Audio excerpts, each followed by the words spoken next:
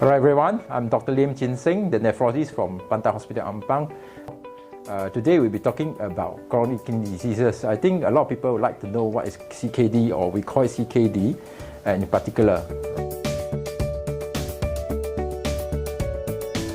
Before we talk about chronic kidney disease, we have to understand what is kidney disease and it pertaining to the kidney function impairment.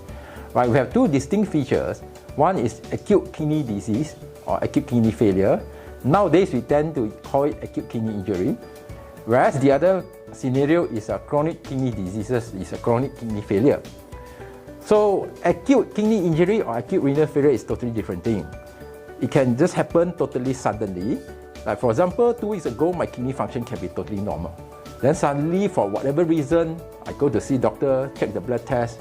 Hey, look, your kidney function is so bad. The toxin or so-called creatinine has gone up so high. So it's 2 weeks ago normal, suddenly deteriorated, is something acute. Then good thing about acute, most of the time you can find out the cause in time and seek treatment in time. Then within the golden period, we should be able to reverse the kidney failure. Whereas chronic kidney disease is totally different thing. It has been going on for weeks, months, or even years. Like for example, diabetic kidney disease. And the kidney failure evolved, deteriorate over years. So it's chronic type of features, and rarely we can reverse it. And the ultimate outcome, if you don't look after it, is dialysis. So this is called chronic kidney disease. And it happens when our body, the kidney function, cannot meet the body demand in clearing out the toxin. The toxin in particular we are talking about in this context is creatinine or blood urea. All these can be known or can be measured through the blood taking. So the kidney function is supposed to take up the toxin, so-called creatinine, from the body, balance the fluid in the body, clear other toxin, make enough blood for the body. So when kidney failure happens, the toxin accumulates in the body in the blood. Therefore, if you take the blood measuring the creatinine, you can see the creatinine is very high. So this is how we say, oh, this patient has kidney disease.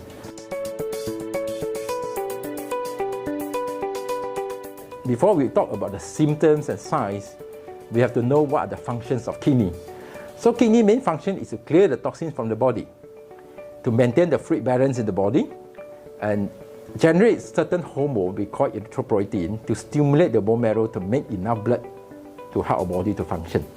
Right? And also it controls certain electrolytes like potassium, sodium. Right? And also control the balance of our bone structure, mineral, calcium. Right? So if a kidney can't control the balance in the balance of the fluid in the body, then it causes accumulation of fluid in the body. Therefore, in kidney failure patients, you tend to see they have the edematous, we call it, fluid overload. They have a puffy face, their legs swollen. In severe cases, they even can't breathe because the fluid has gone into the lungs.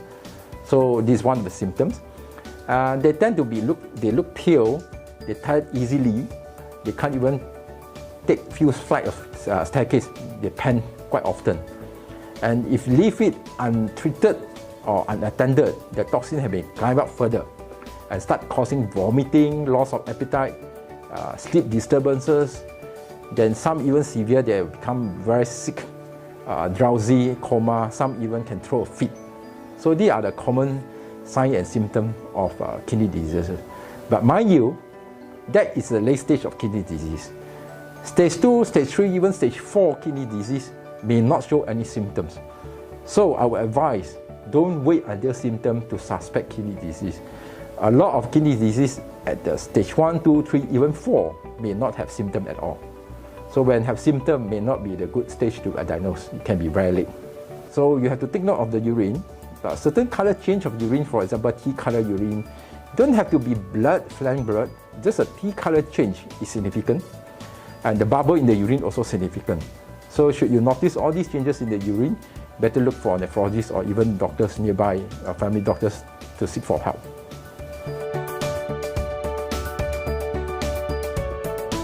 So who are the people that stand high risk to get kidney disease? Look at the statistic worldwide, including Malaysia. 60% of the dialysis population is due to diabetes mellitus. Anyone with diabetes mellitus has one of the highest risks to get kidney disease. And compounding with the hypertension, compound with the high cholesterol, sedentary lifestyle, and smoker, they tend to have this arteriosclerotic disease and cause kidney impairment. And beside that, those with the polypharmacy, simply taking medicine, traditional herb without advice from doctors, they have stand a higher risk to get kidney disease as well. And certain other factors or causes like connective tissue disease or autoimmune disease like SLE, they tend to have a risk of getting kidney disease because 70% of the SL patients will have kidney involvement as well. And certain family tend to get kidney disease based on the certain genetic disease, like for example, adult polycystic kidney disease, which is inherited from one generation to another generation. So 50% of their siblings or 50% of the children will have the chance to get the kidney disease due to these multiple cysts in the body. So there are a few factors, risk factors for kidney disease. So those with this, especially diabetic hypertension, have to regularly follow up with the doctors, get the diabetes, get the high blood pressure, BP control well, so to reduce the risk. Those with the high blood pressure, diabetes, get it treated early, control well, and don't listen to taboo or myth that blood pressure pill, diabetic pill can cause harm to the kidney. No such thing. In fact, it's the disease itself, it's diabetic itself, it's hypertension itself that cause damage to the kidney, and never the medication that cause problem to the kidney.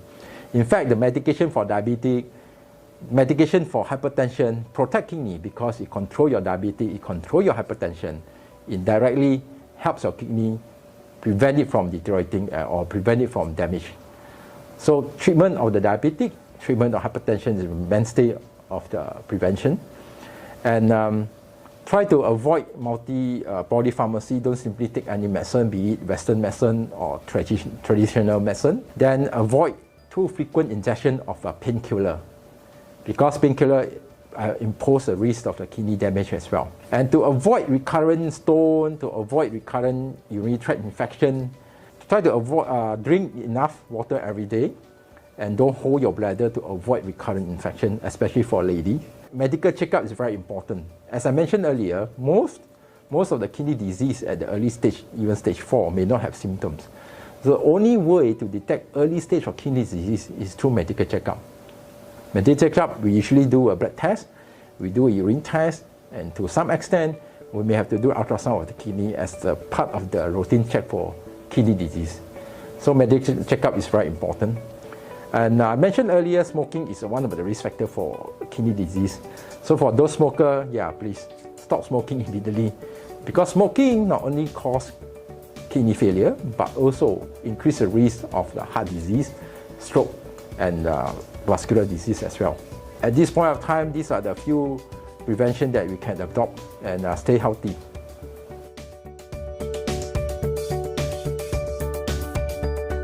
First, we have to look at the underlying cause before we start talking about the other general treatment. Like for example, the main cause of this CKD is due to diabetes mellitus. Therefore, we have to aggressively treat the diabetes mellitus to prevent the further deterioration. For example, the cause is hypertension, then we have to treat the hypertension, use certain blood pressure pills that confer extra bonus to the kidney protection. Right? Like for example, some other autoimmune disease also can cause CKD, then we treat the underlying autoimmune disease, for example, SLE kidney disease. Then we use a certain immunosuppressive agent. We use steroid to treat it, right? And general as a whole, for those CKD, we advocate low protein diet. Low protein diet because every protein you take in, you burden the kidney further. In the kidney, the cells get damaged, die, so less cells function for you, and therefore the kidney function deteriorates faster. Traditional herbs have to avoid most of the time. Now what if, despite all the effort, the kidney function continues to deteriorate until to the extent that, to the stage that they need dialysis? Right, in Malaysia context, there are 3 ways you can go about it. First is for transplantation, transplant the kidney, right? So in Malaysia, there are 2 types of transplant available. There is a brain death donor. The other one is a live donor. from immediate family members, for example, their brother, sister, their parents to the children. The other two modalities are dialysis. There are two types of dialysis. One is hemodialysis using blood. The other one is peritoneal dialysis using fluid go into the abdomen there as a filter and they pass it out, the toxin. So hemodialysis is very commonly used in Malaysia. 90% of the dialysis population use hemodialysis.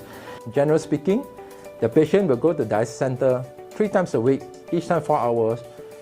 During that 4 hours, they'll clean out all the toxin, take out the excess fluid. There are few types of peritoneal dialysis available in Malaysia, but the principle is to put the tube over the abdomen. The tube will leave it forever, have to avoid infection.